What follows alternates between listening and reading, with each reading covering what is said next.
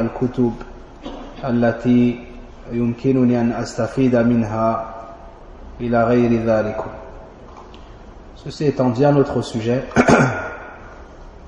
un frère a posé une question sage et intelligente, et pour la plupart d'entre nous, elle nous concerne. Cette question est: je suis débutant et je commence dans l'apprentissage de la science. Quels sont les conseils qu'on peut lui adresser? Quelles sont les matières qu'il doit étudier? Et quels livres il peut commencer à acheter, desquels il pourra profiter? Les ulama ont été souvent questionnés à ce sujet, comme Cheikh Salih Al-Fawzan et d'autres parmi les ulama. Et la réponse à ce sujet est connue et répandue.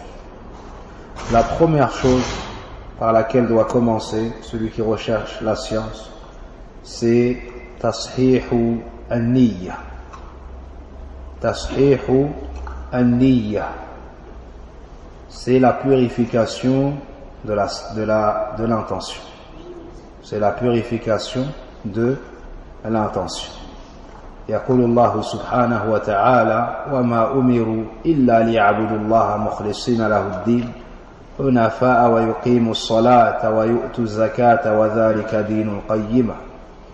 والنبي صلى الله عليه وسلم يقول كما عند البخاري ومسلم من حديث عمر رضي الله عنه: سمعت رسول الله صلى الله عليه وسلم يقول إنما الأعمال بالنيات وإنما لكل امرئ ما نوى. La première chose est la purification du cœur et de l'intention. C'est-à-dire que la personne doit purifier son cœur, et la raison qui la pousse à rechercher la science. Elle doit rechercher la science pour connaître Allah subhanahu wa ta'ala, l'adorer seul d'un culte sincère avec cette science. Connaître le prophète sallallahu alayhi wa sallam, le copier et suivre sa voie. Connaître l'islam pour l'appliquer. Donc il apprend, non pas pour qu'on fasse ses éloges, non pas pour obtenir un statut ou autre, ou recevoir les éloges de ses camarades ou autres, mais plutôt à la recherche de l'agrément d'Allah, pour entrer dans son paradis, vaste comme les cieux et la terre. Il apprend et il garde dans son cœur et entre ses yeux la parole d'Allah tabaraka wa ta'ala dans Suratul Bayyinah, et il ne leur a cependant été ordonné que d'adorer Allah d'un culte sincère, d'accomplir la prière, de s'acquitter de la zakat. Voici la religion droite. Et la parole du prophète sallallahu alayhi wa sallam que nous rapporte Omar ibn al-Khattab radiyallahu anhu, comme le mentionne Al-Bukhari Muslim dans la recueil authentique de hadith: j'ai entendu le messager d'Allah sallallahu alayhi wa sallam dire: les actions ne valent que par les intentions, et chacun sera rétribué selon son intention. C'est-à-dire la considération de l'action, la considération de l'acte chez Allah comme étant une bonne action, une mauvaise, une action acceptée ou non, se fait selon l'intention de la personne.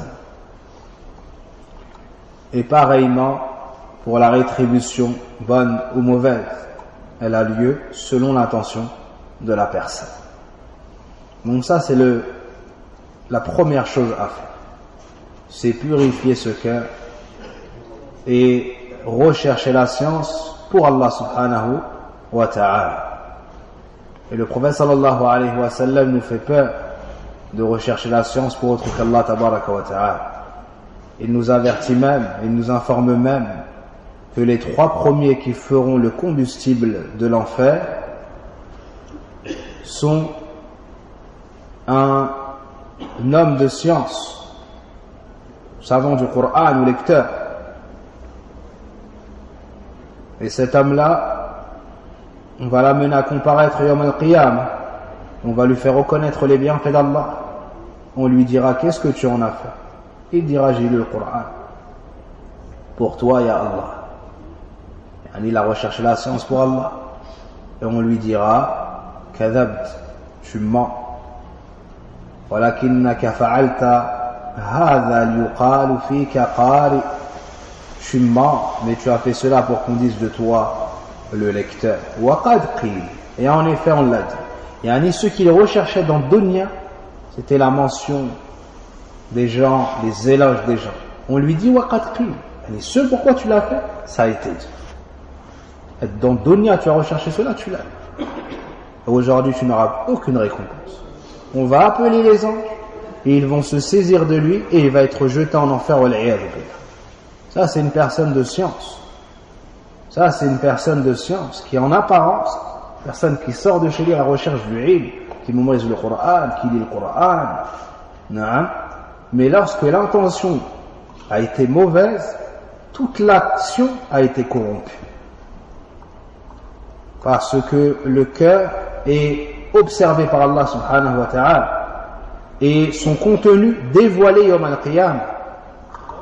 Le prophète sallallahu alayhi wa sallam nous dit inna Allah la yanzuru ila suwarikum wala ila ajsadikum walakin yanzuru ila qulubikum wa a'malikum. Le prophète sallallahu alayhi wa sallam nous dit certes Allah ne regarde pas vos apparences ni vos corps, mais il regarde plutôt vos cœurs et vos actions. Vos cœurs et vos actions. Et dans le Coran, Allah Azza wa Jal nous dit Yawma tubla sarair, le jour où les choses cachées seront dévoilées. Wa bu'thira ma fil qubur wa hussila ma fis sudur. On nous dit aussi que le contenu des poitrines seront sortis. Le contenu des poitrines seront sortis. Donc les choses qui étaient cachées fi dunya dans les cœurs, yawm al-qiyamah, ils seront dévoilées et ils seront apparents. Et Allah Azza wa Jal va juger sur cela. Allah Azza wa Jal va juger et rétribuer sur cela. Dans dunya, nous n'avons les uns des autres que l'apparence. Et c'est sur cela qu'on se base. Pour voir un tel est droit, un tel n'est pas droit, un tel est pieux, un tel n'est pas pieux. Quant à l'intérieur, on l'abandonne à Allah Azza wa Jal. On abandonne à Allah Azza wa Jal. Celui qui nous laisse paraître le bien, on a une bonne opinion de lui. Celui qui nous laisse apparaître le mal, on a une mauvaise opinion de lui. C'est ce sur quoi étaient les Sahaba après la mort du prophète alayhi salatu wassalam. Et ce sur quoi nous sommes jusqu'au jour d'aujourd'hui. Mais Yawm al-Qiyamah, le contenu sera dévoilé. Le contenu sera dévoilé. Donc la première chose, c'est tashihu an-niyya. C'est la purification de l'intention. La purification de l'intention. Quant à ce par quoi la personne elle commence, هو يبدأ بالأهم فالأهم بما يسمى بالتدرج. والنبي صلى الله عليه وسلم يقول الرفق ما كان في شيء إلا زانه وما نزع من شيء إلا شانه. Et le prophète sallallahu alayhi wa sallam nous dit que la douceur n'est pas mise dans une chose sans qu'elle ne l'embellisse. On ne la retire pas d'une chose sans qu'elle ne l'enlaidisse. Et cela nous amène au deuxième point, c'est at-tadarruj dans l'ilm, le fait d'avancer graduellement, petit à petit, en commençant par les choses les plus importantes vers les choses importantes. Tu commences du plus important vers l'important. وأعظم ما يتعلم ويتفقه فيه هو تصحيح المعتقد. تصحيح المعتقد. Le deuxième point, c'est de commencer par les sciences les plus importantes, puis les sciences importantes. Et tu commences par les petites questions avant les grandes questions. Tu commences par les choses simples avant les choses plus difficiles. Donc tu commences par quoi? Par ce qui traite de la purification de la croyance. Tu commences par l'aqida. تتعلم العقيدة الصحيحة عقيدة أهل السنة والجماعة المستفادة من القرآن كلام ربنا والسنة أحاديث رسول الله صلى الله عليه وسلم. Donc tu commences par l'apprentissage de la bonne croyance. L'apprentissage de la bonne croyance, parce que c'est la base. Et c'est ce par quoi quoi les actions seront acceptées chez Allah subhanahu wa ta'ala, ce par quoi tu seras préservé de l'enfer, ce par quoi tu auras ta place incha'Allah ta'ala par la grâce d'Allah et son bienfait au paradis. Naam. Le prophète sallallahu alayhi wa sallam nous dit: Man shahida an la ilaha illallah wa anna Muhammadan rasulullah wa anna Isa abdullah wa rasuluhu wa kalimatu alqaha ila Maryam ruhun minhu wal jannatu haqq wal jannatu haqq. طيب من شهد أن لا إله إلا الله وحده لا شريك له وأن محمدا عبده ورسوله وأن عيسى عبد الله ورسوله وكلمته ألقاها إلى مريم وروح منه والجنة حق والنار حق أدخله الله الجنة على ما كان من العمل. Le prophète alayhi salatu wassalam nous dit: celui qui témoigne qu'il n'y a point de divinité digne d'être adorée excepté Allah, seul, sans associé, que Mohammed est son serviteur et messager, et que Isa est son serviteur et messager, et sa parole insufflée à Maryam, et une âme émanant de lui, que le paradis est vérité, que l'enfer est vérité, il lui sera dit: entre au paradis selon tes actions. Yani il entrera au paradis selon ses actions. Dans l'autre explication, quelles que soient ses actions. Les ulama nous disent: voici un des hadiths du prophète alayhi salam les plus généraux dans la bonne croyance. Et un des mérites de la bonne croyance ici qu'on trouve, c'est quoi? Dakhala al-jannah ala ma kana min al-amal. Il entrera au paradis selon ses actions. Selon ses actions. Donc, celui qui apprend al-aqidah as-sahiha se sera concentré sur la base, sur la cause de l'entrée au paradis et la préservation de l'enfer. Le prophète sallallahu alayhi wa sallam nous dit, avant cela dans le Coran: Amana ar-rasulu bima unzila ilayhi min rabbihi wal mu'minun kullun amana billahi wa malaikatihi wa kutubihi wa rusulihi la nufarriqu bayna ahadin min rusulihi wa qalu sami'na wa ata'na ghufranaka rabbana wa ilayka al-masir. Wa fil ayah inna kulla shay'in khalaqnahu biqadar. Allah azza wa jalla dans le Coran nous montre les points principaux qui font partie des piliers de la foi. Le fait de croire en Allah, le fait de croire aux anges, aux livres révélés, aux prophètes, aux messagers, le fait de croire au destin, soit favorable ou défavorable, le fait avant cela de croire au jour dernier. Ça, c'est la bonne croyance. Ça, c'est la bonne croyance. Tu dois étudier cela et développer cela. Car Allah Azza wa Jalla n'accepte pas d'acte d'adoration de celui qui a une mauvaise aqid. Pour que l'acte soit accepté chez Allah Azza wa Jalla, il faut que tu aies la croyance. Il faut que tu aies l'aqida. Il faut que tu aies une bonne croyance. Que tu aies comme croyance qu'Allah Azza wa Jalla est le maître des mondes, le seul à mériter entièrement l'adoration. Que tu crois aux anges, aux livres révélés. Et le dernier c'est le Coran, tu dois le suivre et l'appliquer. Les messagers envoyés, le dernier c'est le prophète Mohammed sallallahu alayhi wa sallam, et ainsi de suite. Donc tu dois étudier les bases. Et tu commences pas donc par la connaissance d'Allah, la connaissance du prophète sallallahu alayhi wa sallam, la connaissance de l'islam. Ça c'est très important. Tu dois mettre tes efforts dans cela. Lorsque la personne a étudié la base dans al-aqidah, et comme livre qu'on peut recommander dans cela, al-usul al-thalathatul usul, al-qawa'id al-arba'a, kitab al-tawhid, al-aqidatul wasitiyya, lum'atul i'tiqad. Naam, ces livres-là, lorsque la personne les a étudiés et les a compris, elle aura un grand bien d'Allah tabaraka wa ta'ala dans ce domaine. Celui qui maîtrise al-usul al-thalathatul usul, al-qawa'id al-arba'a, kitab al-tawhid, il aura une grande connaissance en tawhid al-uluhiyya. Une grande connaissance en tawhid al-uluhiyya dans beaucoup de bases. Et il ajoute lum'atul i'tiqad, l'aqidatul wasitiyya, il aura une grande connaissance dans l'aqidah d'Ahl Sunnah et dans la croyance. Ainsi, il aura uni entre les livres de tawhid. Quand on dit les livres de tawhid, c'est plus porté sur tawhid al-uluhiyya. Et les livres de aqidah, c'est plus penché, ça penche plus vers al-asma al-sifat. Les piliers de la foi et les questions religieuses dans lesquelles les gens de l'innovation nous ont contredit. On appelle ça Kutubul Mu'taqad ou bien les livres de Aqida. Naam. Donc, ce sont des livres qu'on doit avoir. Ce sont des livres qu'on doit étudier auprès des savants si c'est possible. Si ça n'est pas possible, auprès des étudiants, talabat al-ilm, min ahli sunnati wal jama'a.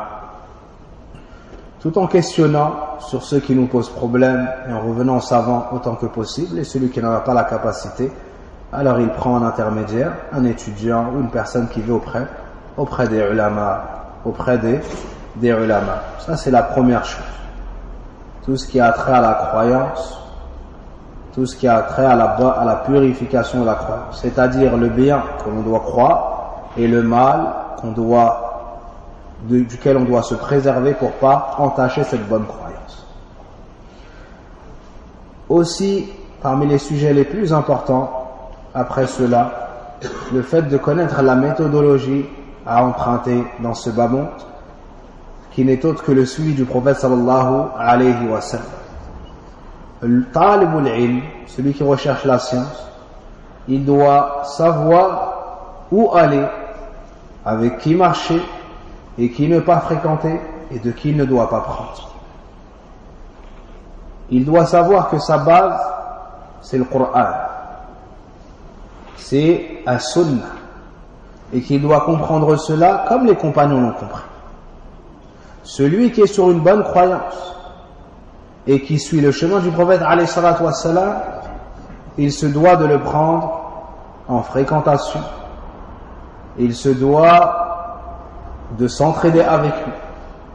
Quant à celui qui s'éloigne du Coran, il s'éloigne de la Sunna et il s'éloigne de la considération des compagnons du prophète alayhi salatu wassalam et de leur héritage, et qui a préféré choisir les chemins remplis de tortuosité et les chemins remplis de d'égarement et d'exagération ou bien de laxisme, alors il ne doit pas prendre ces gens-là en fréquentation.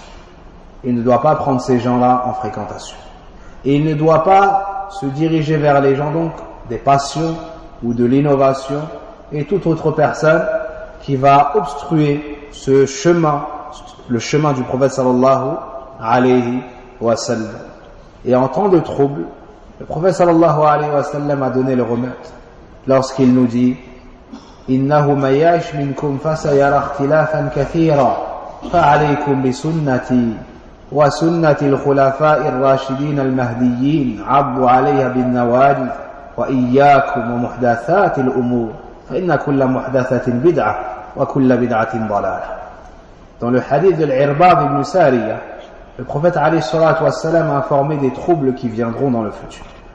Et il a dit aux compagnons: celui qui parmi vous vivra, celui qui vivra parmi vous verra de nombreux troubles, de nombreuses divergences. Cramponnez-vous donc à ma sunna, c'est qu'à la sunna des califes bien guidés, c'est-à-dire Abu Bakr, Omar, Othman et Ali. Et faites attention aux nouveautés, car toute nouveauté est innovation, toute innovation est égarement. Donc, tu dois faire attention lorsque tu apprends la science, qui est-ce que tu prends comme compagnon et d'où est-ce que tu vas puiser cette science. Ton compagnon, il doit être sahib as-sunnah, et celui de qui tu prends la science, pareillement, il doit avoir étudié. Et il doit avoir étudié, car une personne qui n'a rien ne peut donner et ne peut transmettre. Donc ça, c'est un des points les plus importants. C'est un des points les plus importants. Après le domaine de la purification de la croyance, tu vas apprendre le domaine du fiqh, le domaine de la jurisprudence, en commençant par fiqha al-tahara wa fiqha salah. Puis, selon ta situation, tu devras apprendre ce qui t'incombe de savoir, ce qu'il t'incombe de savoir. Donc, concernant le fiqh, tu vas apprendre en premier lieu tout ce qui a trait à tes adorations journalières. Tu vas apprendre ce qui a trait à tes adorations au quotidien. Donc, prends une journée type et pose-toi la question: en un jour, qu'est-ce que tu fais?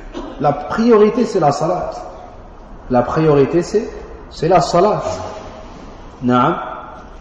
Donc toi, lorsque tu te lèves, tu dois faire la purification. Avant une salat, il y a la purification. Donc tu dois étudier la purification. Tu dois étudier al-miyah, l'eau avec laquelle tu peux te purifier, tu peux faire al-wudu. Tu dois savoir ce que sont les impuretés, ce qui tu dois savoir comment faire al-wudu, tu dois savoir ce qui annule al-wudu, tu dois savoir comment faire al-ghusl, tu dois savoir ce qui rend obligatoire al-ghusl.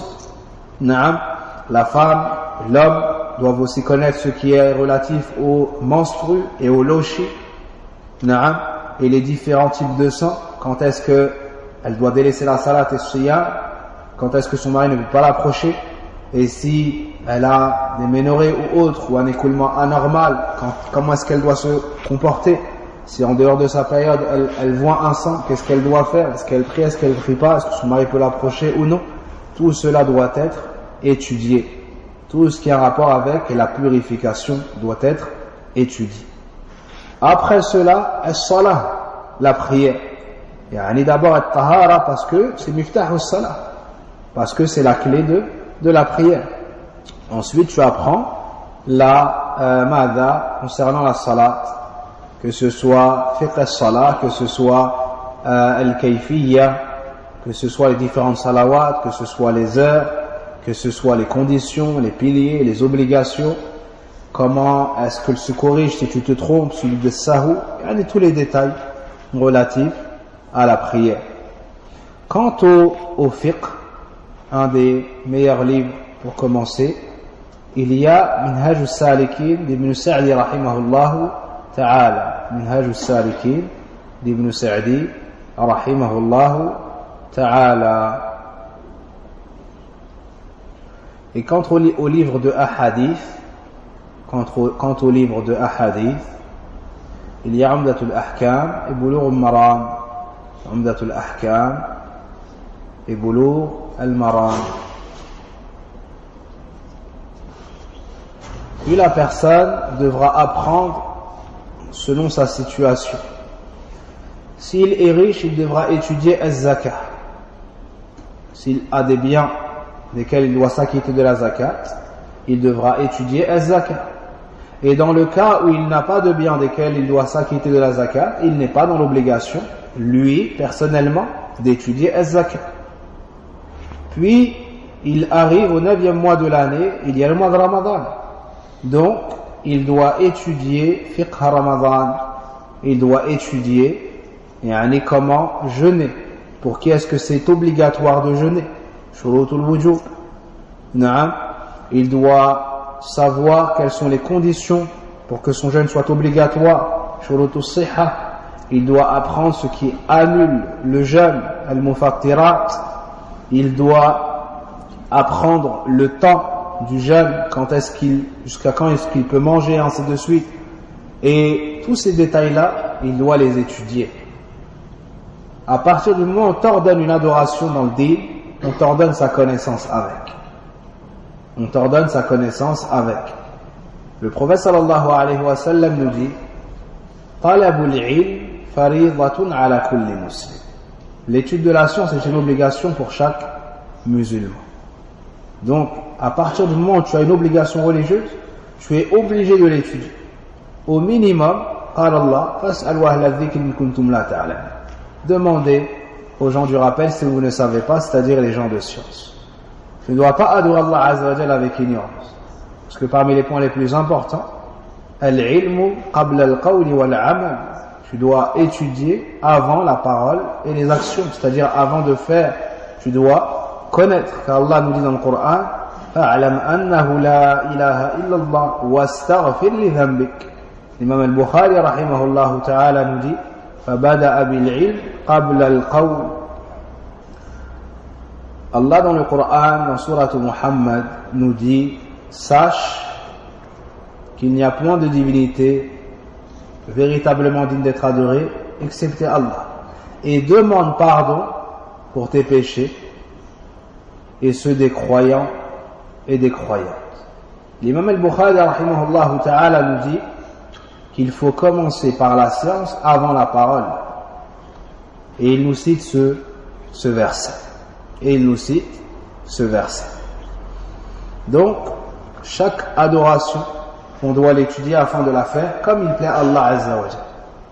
Et parmi ceux qui nous montrent également l'importance de cela, même le caractère obligatoire, est que parmi les grandes règles, le fait de savoir qu'Allah Azza wa Jalla accepte que ce qui est fait sincèrement pour lui et en conformité avec la sunna de son prophète sallallahu alayhi wa sallam.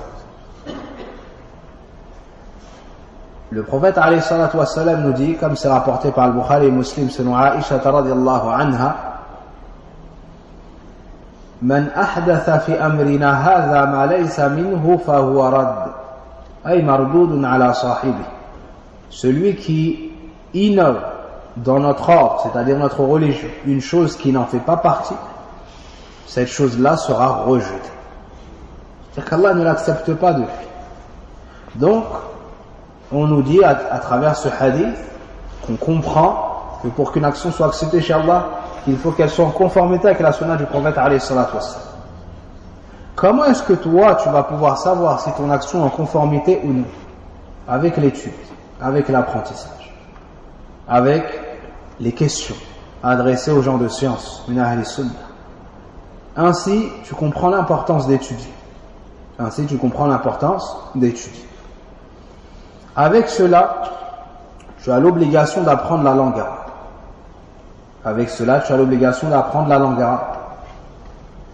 لأن الله سبحانه وتعالى أنزل القرآن بلسان عربي مبين وأنزل القرآن الكريم على رسوله العربي عليه الصلاة والسلام فنقل هذا الدين بلغة العرب. نعم. وكيف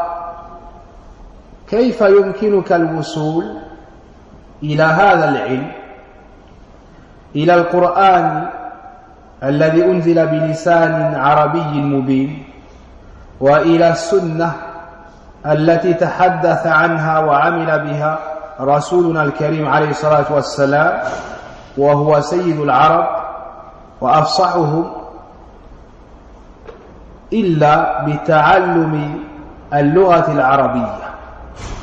نعم. وما لا يتم الواجب إلا به فهو واجب. Cette religion a été révélée en arabe. Le Coran, la parole d'Allah subhanahu wa ta'ala, a été révélée en arabe. Et il a été révélé sur son prophète arabe Muhammad ibn Abdullah sallallahu alayhi wa sallam. Donc comment est-ce que tu pourras avoir accès à la science si ce n'est en apprenant la langue arabe? Et Ibn Taymiyyah rahimahullah ta'ala nous dit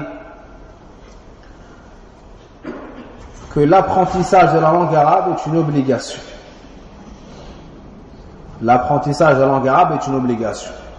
Inna ta'alluma al-lughati al-arabiyya fardun lazim. L'apprentissage de la langue arabe est une obligation.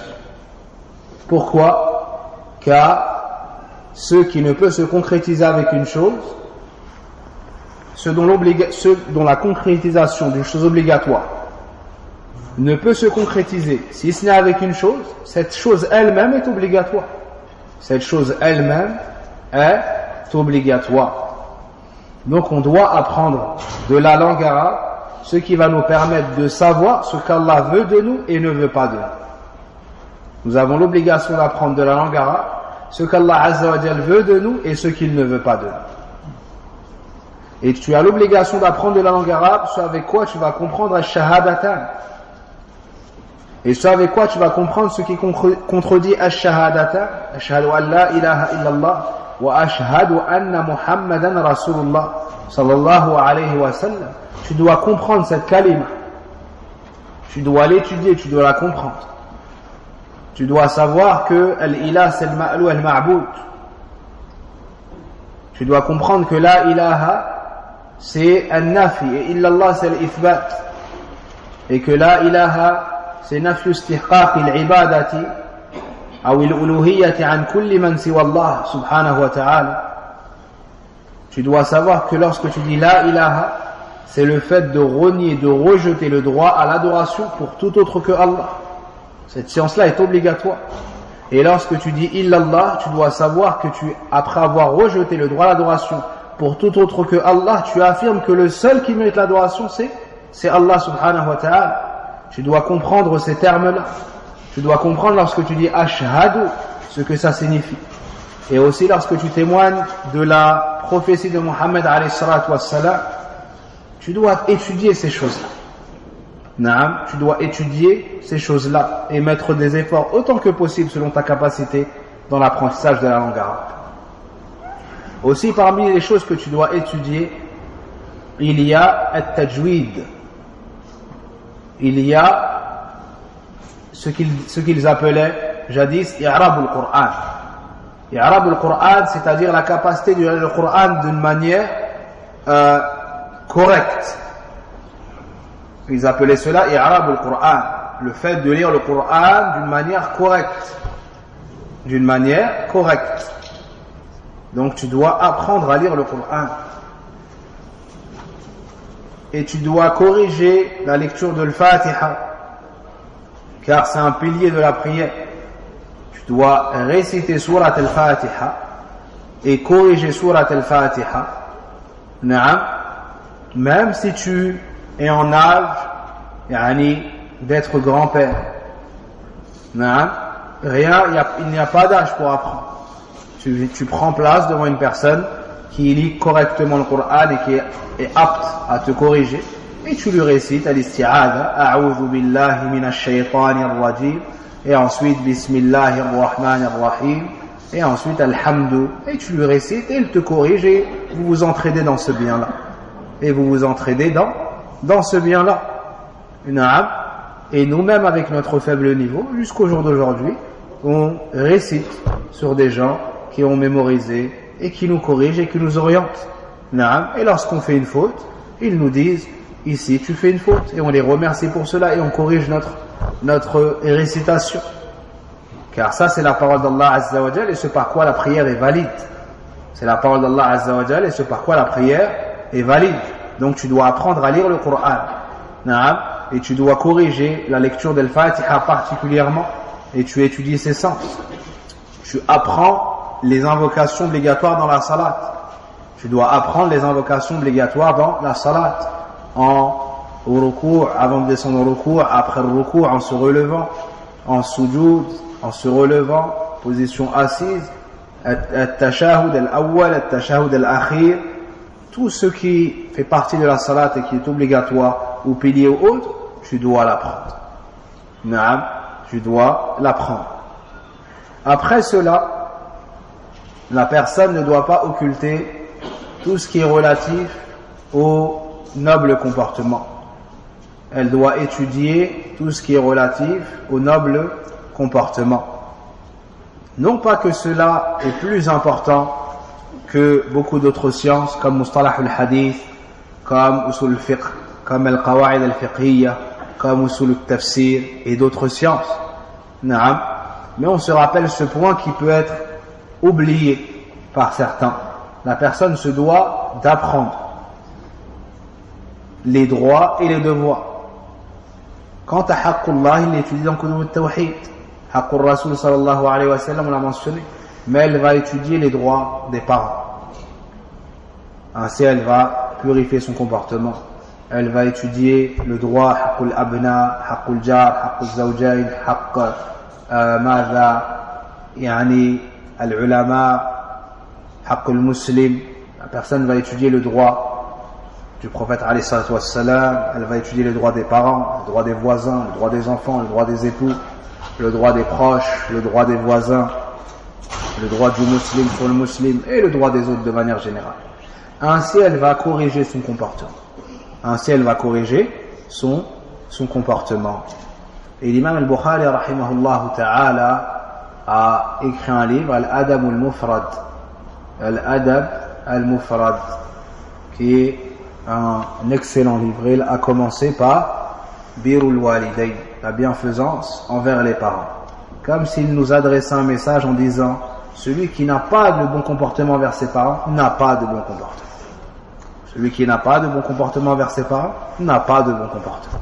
Donc il commence par des chapitres sur Birrul Walid. Et dans Sahih Bukhari, on trouve à peu près la même chose dans ce chapitre. Il commence par plusieurs ahadiths, tous sur la bienfaisance envers les parents.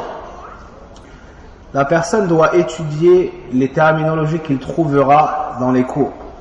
Dans les cours, il entendra sahih, il entendra hadith da'if, il entendra marfou', il entendra mursal, et ainsi de suite. Pour comprendre la langue des savants, il lui faut étudier mustalah al-hadith. Aussi, il entendra wajib, et il entendra mandoub, et il entendra muharram, il entendra mubah. Pour comprendre cette terminologie, il devra étudier usul al-fiqh. Donc il se devra d'étudier la terminologie des bases du hadith, et il devra pour savoir si les hadiths sont authentiques ou pas authentiques. Aussi il devra étudier les bases de la jurisprudence, pour comprendre les termes utilisés par les savants lorsqu'ils disent c'est obligatoire, c'est recommandé, c'est détestable, c'est permis, pour comprendre les ulama. Car pour qu'une action soit validée, il faut dans un premier temps que dans la chaîne de transmission ça soit authentique. Ensuite comprendre le hadith et tirer les règles du hadith. Et pour cela, il nous faut ces deux sciences-là. Mustalah al-hadith et usul al-fiqh. Avec Mustalah al-hadith, il va savoir que le texte est authentique. Avec usul al-fiqh, il va pouvoir comprendre et tirer les qawa'id du texte. Et lorsque les savants vont le faire pour lui, il va comprendre. Lorsque les savants vont le faire pour lui, il va comprendre. Donc voici une introduction sur ce sujet. Et talibul ilm, celui qui recherche la science, en plus d'être sincère, il doit être mutawadi', il doit être humble. Plus il augmente ses connaissances, plus il doit être humble parce qu'il découvre de son ignorance. Et le prophète alayhi salatu wassalam nous dit tawada'u ya ibadallah, inna Allah marakum an tatawada'u. Et aussi man tawada'a lillah rafa'ahu Allah. Allah Azza wa Jalla, le prophète nous dit qu'Allah nous ordonne d'être humble. Le prophète alayhi salatu wassalam nous dit celui qui est humble pour Allah ou se rabaisse pour Allah, Allah l'élève. Donc celui qui recherche la science, il ne recherche pas la science pour se mettre au-dessus des autres ou écraser les autres ou débattre avec les autres. Non. Lui, il étudie pour adorer Allah Azza wa Jalla. Puis si Allah lui facilite à transmettre, il transmet. Il transmet. Mais il ne devra pas utiliser cette science-là pour nuire et pour s'enorgueillir et pour que les regards soient dirigés vers lui. Donc celui qui apprend, il aura une grande noblesse, mais il doit connaître sa place, il doit connaître son niveau, il doit savoir que tout bien qu'il a acquis, tout bien qu'il a appliqué, tout bien qu'il a transmis, et toute nuisance sur laquelle il a patienté, ceci est uniquement grâce à Allah subhanahu wa ta'ala. Et sans Allah, il n'aurait rien appris, rien connu, rien transmis. Ça, c'est une chose qu'il doit toujours garder en lui. Et il ne doit pas laisser les éloges des gens le distraire de son but. Et il ne doit pas laisser les éloges des gens le faire changer, ou faire une chose en plus, ou délaisser une chose. Mais ce qui le fait bouger, ça doit être Qala Allah, Qala Rasulullah, sallallahu alayhi wa sallam. Il connaît la vérité, il la propage. Il connaît le bien, il invite les gens à ce bien. Il connaît le mal, il avertit contre ce mal-là. Et il ne dit pas parce qu'on va accepter de lui. Et il ne cache pas parce qu'il pense qu'on ne va pas accepter de lui. Non, il dit ce qu'il faut dire. Et c'est lui qui a la science. Et c'est lui qui doit orienter. Quant à celui qui accepte, alhamdulillah. S'il accepte, il accepte pour lui. Quant à celui qui n'accepte pas, ou ensuite qui tente de le toucher d'un mal, فَإِنَّ حَسْبَكَ اللَّهُ. C'est Allah Azza wa Jal qui te suffit. Donc lorsque tu apprends et que tu te réformes, tu dois ensuite transmettre. Et quand tu transmets, tu dois être endurant sur les nuisances que tu vas rencontrer dans le chemin. Tu ne dois pas abandonner parce qu'on te fait du mal, ou parce qu'on veut te décourager, ou parce qu'on va mentir sur toi, ou t'agresser ou autre. Non. Le message que tu portes est bien plus lourd que cela. Tu portes le message qui est l'héritage du prophète sallallahu alayhi wa sallam. Le prophète alayhi wa sallam, on a parlé sur lui, on a menti sur lui, on l'a agressé, on a même essayé de l'assassiner. Mais au jour d'aujourd'hui, où est son prêche? Il est propagé dans le monde entier parce qu'il a été endurant et Allah Azza wa Jal a voulu propager, et bien sûr Allah Azza wa Jal a voulu propager ce bien. Donc celui qui cherche la science doit avoir cette qualité-là, et il doit avoir as-sabr wal-istibar. Il doit être endurant. Wa man yatasabbar yusabbirhu Allah.